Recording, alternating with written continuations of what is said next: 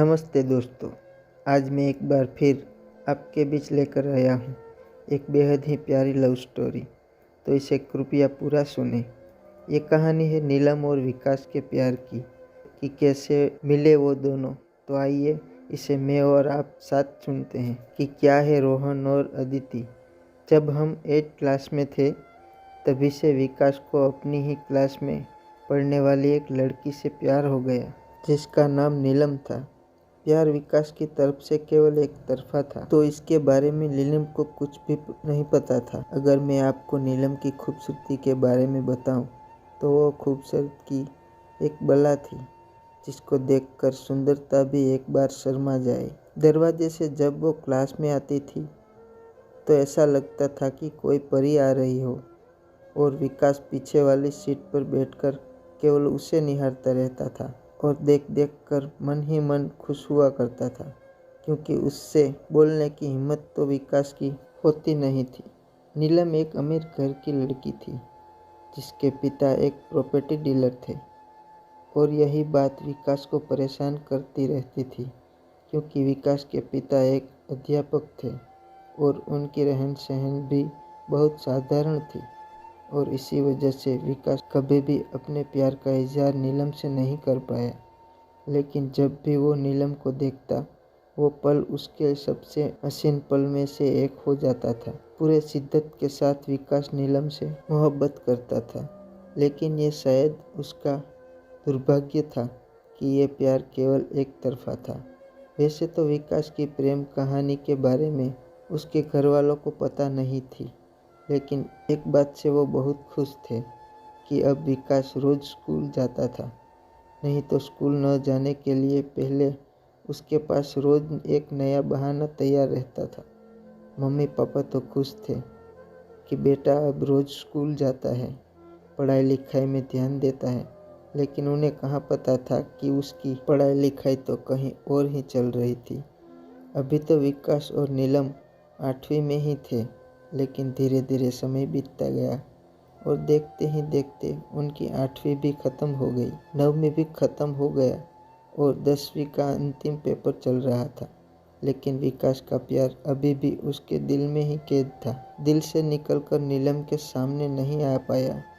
10वीं के अंतिम पेपर के दिन सभी बच्चों ने निर्णय लिया कि पेपर खत्म होने के बाद शाम तक हम सब स्कूल में ही रुकेंगे और मौज मस्ती करेंगे।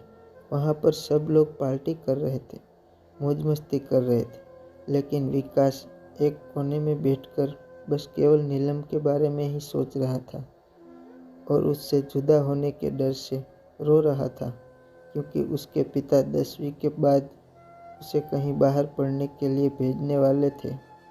विकास अपने प्यार का इजहार तो नहीं कर पाया, लेकिन उसने नीलम के बैग से उसकी आइडेंटिटी कार्ड चुरा ली। नीलम की एक क्यूट सी फोटो थी और उस आईडी कार्ड को लेकर वो घर चला गया। विकास के पिता ने उसे पढ़ने के लिए भेज दिया।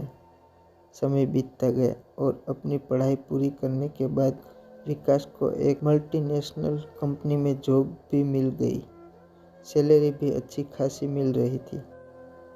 सब कुछ ठीक चल रहा था, लाइफ सेट थी, लेकिन दिल के वहीं किसी कोने में एक खालीपन सा भी महसूस हो रहा था, और वो कमी थी तो बस नीलम की। नीलम को बहुत ढूंढने की कोशिश की, लेकिन कई कोशिशों के बाद भी उसे नीलम का कहीं भी पता नहीं लगा।